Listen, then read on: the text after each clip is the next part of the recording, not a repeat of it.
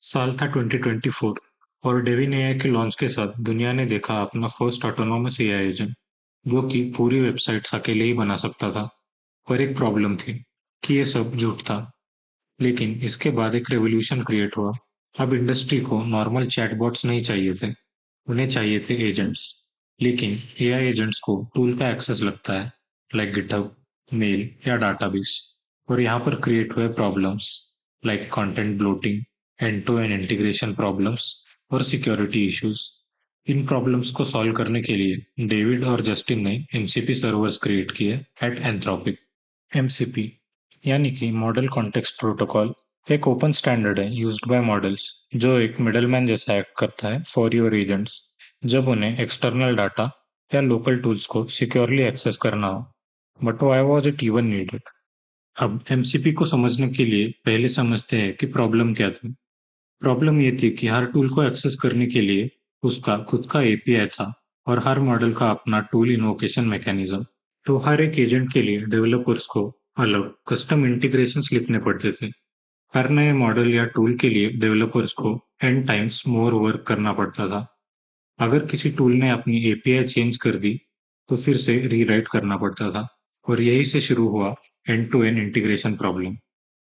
हर एक AI company और हर इंजीनियरिंग टीम सेम इंटीग्रेशंस बार बार लिख रहे थे। और इससे सेकंड प्रॉब्लम आती है, context bloating. Developers huge API payload directly model के कॉन्टेक्स्ट में डंप कर रहे थे। मान लो आपके एजेंट को गूगल ड्राइव से एक स्टडी मटेरियल ढूंढना है। कई बार पूरा फोल्डर स्ट्रक्चर या ह्यूज मेटा डेटा मॉडल को भेज दिया जाता था, जो कि अननेसेसरी था, causing higher token usage, higher cost और ज्यादा हेलुसिनेशंस। फिर आता है सिक्योरिटी इशू। एंटरप्राइज कंपनीज किसी एआई एजेंट को प्रोडक्शन डाटाबेस का डायरेक्ट एक्सेस नहीं देना चाहती।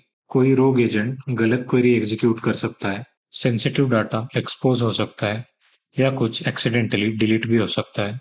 इंडस्ट्री को एक स्टैंडर्ड चाहिए था जो मॉडल्स और टूल्स के बीच में कम्युनिकेशन को स्टैंडर्डाइज कर सके। यही काम एमसीपी ने किया। So how does it all work? MCP का डिजाइन इंटेंशनली लाइट वेट है। तुम्हें अपनी पूरी इंफ्रा रिप्लेस नहीं करनी पड़ती। बस जो डाटा या टूल एक्सपोज करना है उसके अराउंड एक एमसीपी सर्वर बना लो। एमसीपी कम्युनिकेशन के लिए जेसन आरपीसी 2.0 मैसेजिंग फॉर्मेट का यूज करता है। लोकल टूल्स के लिए स्टैंडर्ड इनपुट आउटपुट यूज करता है for faster communication and remote data के लिए HTTP with servers and events का यूज करता है। एमसीपी का आर्किटेक्चर बस 3 पार्ट्स में डिवाइडेड है, host, client and server. Host ये यूजर फेसिंग ऐप होता है, जैसे क्लाउड डेस्कटॉप, वीएस कोड या कोई और एआई एप्लीकेशन। एक host app multiple client instances manage कर सकता है। क्लाइंट होस्ट के अंदर की एक इंजन लेयर जो सर्वर से कनेक्शन नेगोशिएट करती है और मैसेज राउटिंग में हेल्प करती है। सर्वर एक स्टैंडर्डाइज रैपर जो डाटा या एक्शंस एक्सपोज करता है। सर्वर मोस्टली 3 चीजें प्रोवाइड करता है, resources for read only context, tools for executable actions और प्रॉम्प्ट्स फॉर यूजेबल इंस्ट्रक्शंस और टेम्पलेट्स। द इवोल्यूशन नवंबर 2024 में एंथ्रोपिक ने एमसीपी को फाइनली ओपन सोर्स कर दिया।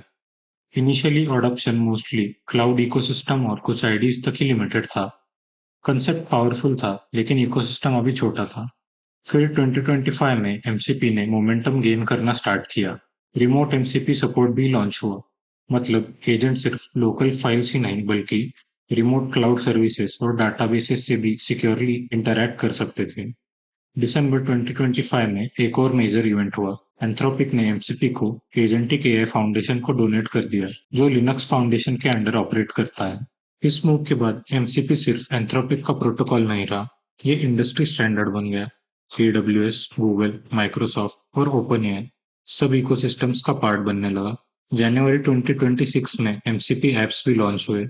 अब एमसीपी सर्वर सिर्फ रॉ डेटा रिटर्न नहीं करता, वो कस्टम यूआई कंपोनेंट्स भी रेंडर कर सकता है डायरेक्टली एआई चैट इंटरफेसेस के अंदर। और 2026 तक MCP 97 million monthly SDK downloads cross कर गया। अब क्वेश्चन आता है कि एमसीपी एग्जिस्टिंग सॉल्यूशन से डिफरेंट कैसे है? सबसे पहले custom APIs. Custom APIs powerful है लेकिन मेंटेन करना पेनफुल है। अगर तुम्हारे पास 5 एजेंट्स और 5 टूल्स है तो थियोरेटिकली 25 इंटीग्रेशंस मेंटेन करने पड़ सकते हैं। लैंगचेन लैंगचेन और एमसीपी कॉम्पिटिटर्स नहीं है। लैंगचेन डिसाइड करता है एप्लीकेशन का वर्कफ्लो कैसे चलेगा। एमसीपी डिसाइड करता है एप्लीकेशन टूल्स और डाटा सोर्सेस से बात कैसे करेगा। एक ऑर्केस्ट्रेशन लेयर है, दूसरा कम्युनिकेशन लेयर। रैक रैक का पर्पज है रिलेवेंट कॉन्टेक्स्ट मॉडल को प्रोवाइड करना। एमसीपी उससे आगे जाता है। एमसीपी सिर्फ इंफॉर्मेशन एक्सेस नहीं करता, वो एक्शंस भी परफॉर्म कर सकता है। रैक तुम्हें किसी टूल का डॉक्यूमेंटेशन दिखा सकता है, पर एमसीपी टूल को इनिशिएट भी कर सकता है। Google A to A solve करता है agent to agent communication. MCP solve करता है एजेंट टू टूल कम्युनिकेशन। दोनों अलग प्रॉब्लम सॉल्व करते हैं और फ्यूचर सिस्टम्स में दोनों एक साथ यूज किए जा सकते हैं। द हिडन बेनिफिट्स आते हैं उस पार्ट पे जो बहुत लोग मिस कर देते हैं। एमसीपी सिर्फ एक कनेक्टर नहीं है, रियलिटी उससे काफी इंटरेस्टिंग है। मान लो तुम्हारे पास मिलियंस ऑफ रोज का डाटाबेस है।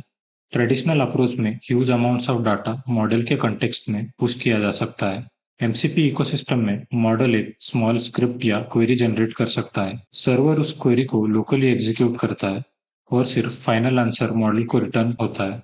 मतलब मॉडल को 10 लाख रोज प्रोसेस करने की कोई जरूरत नहीं, उसे सिर्फ फिल्टर्ड रिजल्ट मिलता है। इससे टोकन यूजेज ड्रामेटिकली रिड्यूस हो सकता है और लार्ज डाटा सेट्स के साथ काम करना काफी प्रैक्टिकल हो जाता है। इसी के पैरेलल एक नया ट्रेंड इमर्ज हुआ, एमसीपी गेटवेज। ये इसेंशियली नेटवर्क गेटवे जैसा ही काम करता है, बट फॉर रीजन्स। इससे RBAC, authentication, rate limiting, audit logging सब कुछ हैंडल किया जा सकता है।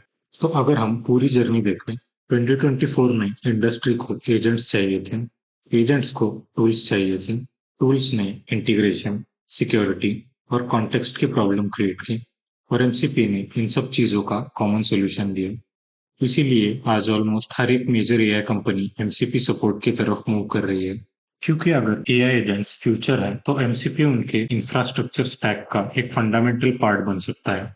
सो ये था everything about MCP servers. Comments करके बताओ तुम्हारे क्या थॉट्स हैं।